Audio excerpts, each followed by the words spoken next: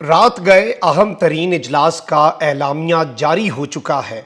6 گھنٹے تک جاری رہنے والے اجلاس میں پاکستان تحریک انصاف کے حوالے سے ایک بہت بڑا لائحہ عمل بنا لیا گیا ہے، اور جو فیصلہ کیا گیا ہے وہ اب بہت کچھ واضح کر رہا ہے۔ پی ڈی ایم نے باضابطہ طور پر طبلِ جنگ بجا دیا ہے، جبکہ 6 گھنٹے کا طویل اجلاس ختم ہوتے ہی بول نیوز کے صحافی اور ہمارے کلیگ صدیق جان کو گرفتار کر لیا گیا ہے یا اغوا کر لیا گیا ہے۔ کسی کو کچھ نہیں پتا۔ عمران خان صاحب نے بھی اس پہ خاموشی توڑی ہے اور انہوں نے بھی اس معاملے کے اوپر اپنی رائے کا اظہار کر دیا ہے۔ بہت اہم ڈیولپمنٹس ہیں، بول نیوز کے آفس کے باہر کیا کچھ ہوتا رہا، وہ ڈیولپمنٹس بھی آپ کے سامنے رکھیں۔ بسم اللہ الرحمن الرحیم۔ السلام علیکم ناظرین کرام، میں ہوں مخدوم شہاب الدین اور آپ دیکھ رہے ہیں میرا فیس بک اور یوٹیوب چینل۔ امید کرتا ہوں آپ سب لوگ بخیر و عافیت ہوں گے اور جہاں بھی ہوں گے اپنے اہل خانہ سمیت خوش بھی ہوں گے اور محفوظ بھی۔ ناظرین کرام، ایک جانب تو ایک اہم ترین پی ڈی ایم کی جماعتوں کا اجلاس جو ہے اس کا اعلامیہ جاری ہو چکا ہے۔ وزیر اعظم کی زیر صدارت حکومت میں شامل جماعتوں کا 6 گھنٹے یہ طویل اجلاس تھا۔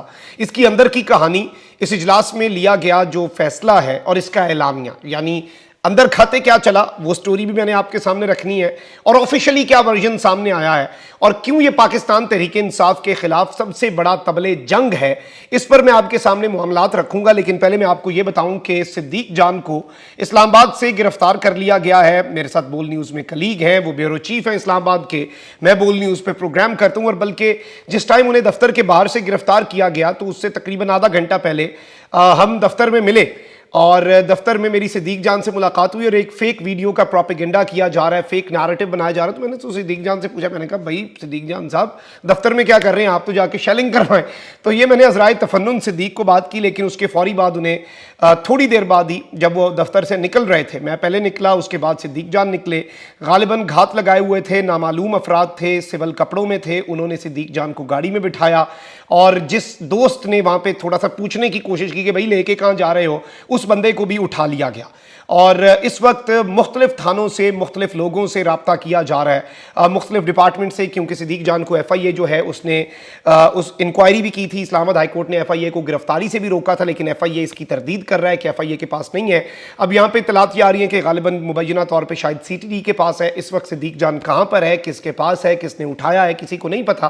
صدیق جان نے اسلام آباد ہائی کورٹ سے بھی رابطہ کیا تھا، جس طرح سے جب میں نے لبرٹی چوک میں ایک تقریر کی تو اس وقت مجھے لاہور ہائی کورٹ میں ایک ہریسمنٹ پٹیشن، ریٹ پٹیشن دائر کرنی پڑ گئی، جس پہ لاہور ہائی کورٹ نے یہ ججمنٹ دی تھی کہ مجھے میری ذات تک جو قانون نافذ کرنے والے ادارے ہیں، اگر انہوں نے کوئی کارروائی بھی کرنی ہے تو they have to stay in 4 corners of law, انہیں قانون کے دائرے میں رہنا ہوگا۔ تو میں یہ سمجھتا ہوں کہ صدیق جان کے معاملے میں اب یہ نہیں پتا کہ کیا ہو رہا ہے اور اس وقت وہ کہاں پر ہوں گے۔ میں ابھی بول نیوز کے دفتر کے باہر پھر مجھے دوبارہ میں گیا، وہاں پہ صحافیوں کے ساتھ ہم نے احتجاج کیا اور ابھی ہم مزید چیزیں دیکھ رہے ہیں۔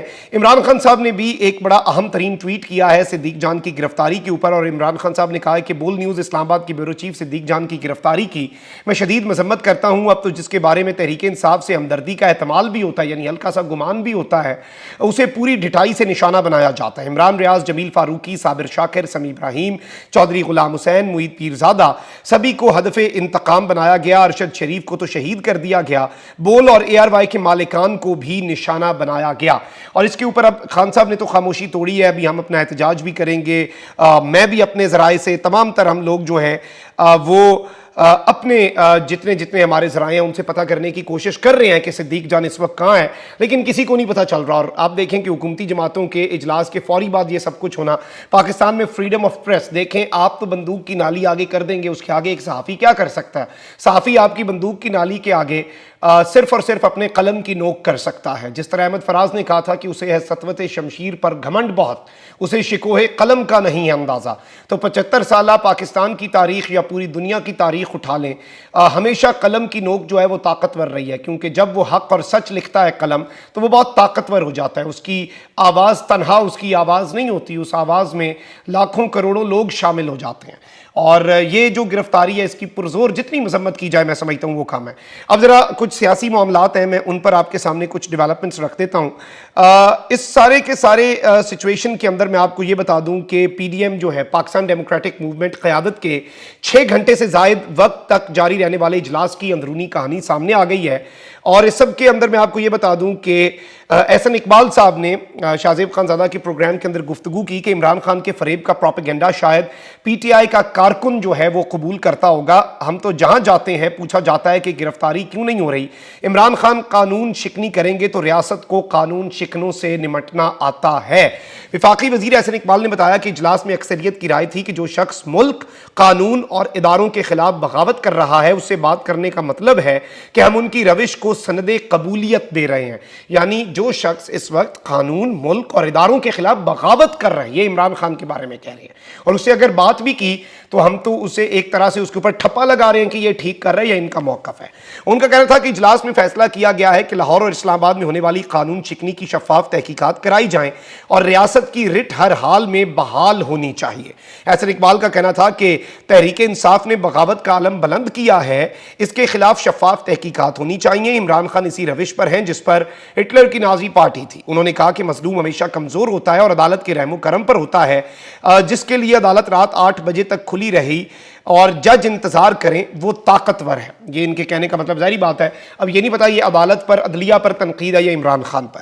اب یہاں پر میں آپ کو یہ بتاؤں کہ وزیر اعظم شہباز شریف کی زیر صدارت جو اجلاس ہے اس میں فیصلہ کیا گیا ہے کہ 22 مارچ کو 23 مارچ کو خان صاحب اپنا جلسہ کرنے جا رہے ہیں نا، تو 22 مارچ کو پارلیمنٹ کا ایک مشترکہ اجلاس ہوگا جس میں ریاستی عملداری یقینی بنانے کے لیے اہم ترین فیصلے ہوں گے۔ وزیر اعظم شہباز شریف کی زیر صدارت 6 گھنٹے طویل اجلاس کا اعلامیہ جاری کر دیا گیا جس میں کہا گیا ہے کہ ملک کی معاشی اور سیاسی، داخلی اور خارجی امن و امان کی صورتحال جو ہے اس پر تفصیلی غور کیا گیا، جبکہ اجلاس کو معیشت IMF پروگرام کی بحالی اور اجلاس کو عوامی ریلیف کے لیے وزیر اعظم کے اقدامات سے بھی آگاہ کیا گیا۔ انہیں اتنی فکر آپ کو لگتا ہے ہوگی، مجھے تو لگ رہا ہے کہ اس اجلاس کے اندر 6 گھنٹے میں سے 6 منٹ اہم ایشوز پر بات ہوئی ہوگی، باقی 5 گھنٹے اور 54 منٹ جو ہیں وہ عمران خان پر ہی بات کی ہوگی انہوں نے، کیونکہ ان کے وزیروں کی پریس کانفرنسز اور میڈیا ٹاکس جو درجنوں کے حساب سے ہیں ان میں صرف عمران خان ہے، عوام کی سفرنگ پر تو کوئی بات نہیں ہوتی۔ اب اجلاس میں حکومت میں شامل جماعتوں کے اکابرین، سینئر رہنما اور وفاقی وزراء جو ہیں وہ شریک ہوئے۔ اعلامیے کے مطابق 22 مارچ کو پارلیمنٹ کا ایک مشترکہ اجلاس طلب کر لیا گیا ہے جس میں ریاستی عملداری یقینی بنانے کے لیے، یعنی کہ رٹ آف دی اسٹیٹ جو ہے اسے اسٹیبلش کرنے کے لیے اہم فیصلے ہوں گے۔ اب یہ اہم فیصلے کیا، اور ان فیصلوں کو پارلیمنٹ سے آپ دیکھیں نا کہ وہ کرنا، ایک سیاسی جماعت جو ہے جو پاکستان کی ابھی بھی آپ دیکھ لیں کہ سب سے زیادہ سیٹوں والی سیاسی جماعت ان دا لاسٹ الیکشنز، آپ بائی الیکشنز دیکھ لیں اس میں وہ سب سے بڑی جماعت ہے۔ اگلے الیکشنز کے اندر تو یہ بات شہباز شریف صاحب کی اپنی میز پہ ایجنسیوں کی رپورٹیں ہیں۔ اب اجلاس نے پولیس اور رینجرز پر عمران خان کے حکم پر حملوں اور تشدد کی مذمت کی۔ اب یہ اجلاس کیا کہہ رہا ہے کہ جی رینجرز اور پولیس پر عمران خان کے حکم پر حملے ہوئے اور ان حملوں کی ہم مذمت کرتے ہیں۔ اعلامیہ میں کہا گیا ہے کہ کالعدم تنظیموں کے تربیت یافتہ جتھوں کے ذریعے، یعنی بینڈ آؤٹ فٹس جو ہیں ان کے ٹرینڈ یہ پورے کے پورے گروپس تھے جنہوں نے ریاستی اداروں کے اہلکاروں پر لشکر کشی انتہائی تشویشناک انداز میں کی۔ یہ ریاست دشمنی ہے جسے برداشت نہیں کیا جا سکتا۔ اجلاس میں فیصلہ کیا گیا ہے کہ شواہد اور ثبوت موجود ہیں، قانون کے مطابق کارروائی کی جائے گی۔ اعلامیے کے مطابق سوشل میڈیا اور بیرون ملک اداروں بالخصوص آرمی چیف کے خلاف مہم کی شدید مذمت کی گئی اور کہا گیا کہ بیرون ملک پاکستانی مذموم ایجنڈے کا حصہ نہ بنے۔ اعلامیے میں کہا گیا ہے کہ لسبیلا شہداء کے خلاف، یعنی وہ جو ایک واقعہ ہوا تھا آپ کو پتا ہے، اس کے خلاف غلیظ مہم چلانے والے عناصر بیرون ملک مہم چلا رہے ہیں۔ کسی بھی معاشرے میں یہ رویہ قابل قبول نہیں ہوتا، یہ آزادی اظہار رائے نہیں، لہٰذا ایسے عناصر کے خلاف قانونی کارروائی کا فیصلہ بھی کر لیا گیا ہے۔ اجلاس میں فیصلہ کیا گیا کہ ایک ملک میں انصاف کے 2 معیار قبول نہیں ہیں۔ عمران خان اور ان کے ساتھیوں سے جو سلوک ہے اس سے پلڑے برابر نہ ہونے کا تاثر مزید گہرا، یعنی یہ عدالتوں کے اوپر ایک سوالیہ نشان کوسچن مارک ہے کہ جو انصاف کا ترازو ہے نا اس کے دونوں پلڑے برابر نہیں ہیں، کیونکہ عمران خان اور اس کے ساتھیوں سے جو سلوک ہے وہ امتیازی سلوک ہے، یہ ان کا موقف ہے۔ اعلامیے کے مطابق اجلاس میں کئی اہم فیصلے کیے گئے ہیں۔ جوڈیشل کمپلیکس پر حملے، پولیس افسران اہلکاروں کو زخمی کرنے والوں اور املاک کی توڑ پھوڑ، تشدد، جلاؤ گھراؤ پر قانون کے مطابق سخت کارروائی کا فیصلہ کیا گیا ہے۔ اجلاس کے شرکاء نے ریاستی اداروں کے افسروں اور جوانوں کے ساتھ یکجہتی کا اظہار کیا اور جوانوں کی فرض شناسی کو سراہا۔ اعلامیے میں بتایا گیا ہے، یہ بڑا لمبا چوڑا اعلامیہ ہے اور اس میں ظاہری بات ہے آپ کو یو کین اسمیل کہ کیا ہونے جا رہا ہے، بڑا واضح بینڈ آؤٹ فٹ پی ٹی آئی نے بننا ہے، یہ میں آپ کو پہلے کتنے دنوں سے بتا رہا ہوں۔ اعلامیے میں بتایا گیا ہے کہ اجلاس کے شرکاء نے کہا کہ قانون شکن عناصر کے خلاف قانون کے تحت سخت کارروائی کی جائے، یہ ریاست دشمنی ہے جسے برداشت نہیں کیا جا سکتا۔ پوری قوم نے دیکھا پی ٹی آئی سیاسی جماعت نہیں، کل عدم تنظیموں کے عسکریت پسندوں کا جتھا ہے۔ اب یہ آفیشل اعلامیہ پرائم منسٹر آفس میں، پرائم منسٹر ہاؤس میں جو اجلاس ہو رہا ہے جس میں ساری جماعتیں آپ کے منسٹرز ہیں، وہ کہہ رہے ہیں کہ پی ٹی آئی ایک سیاسی جماعت نہیں ہے بلکہ یہ ٹرینڈ عسکریت پسندوں کا، کلعدم تنظیموں کے عسکریت پسندوں کا جتھا ہے۔ یہ کتنی بڑی سٹیٹمنٹ ہے، آپ اندازہ نہیں کر سکتے۔ اجلاس نے سابق چیف جسٹس ثاقب نثار اور پی ٹی آئی وکیل خواجہ طارق رحیم کی آڈیو لیک تشویشناک قرار دیتے ہوئے مریم نواز شریف کے بارے میں گھٹیا گفتگو کی مذمت کی، اور اجلاس نے کہا کہ معاشرے کے تمام طبقات خاص طور پر خواتین اس منفی سوچ اور عدم برداشت کی شدید مذمت کریں۔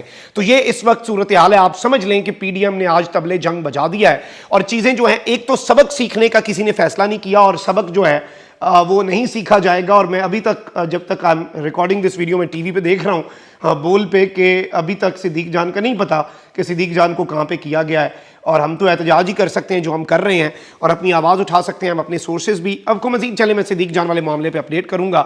ابھی تک کی یہ ڈیولپمنٹس تھیں جو بہت زیادہ امپورٹنٹ ہیں اور جو آپ کے سامنے رکھنا بہت زیادہ ضروری تھیں۔ اپنا بہت خیال رکھیں، اللہ نگہبان، پاکستان۔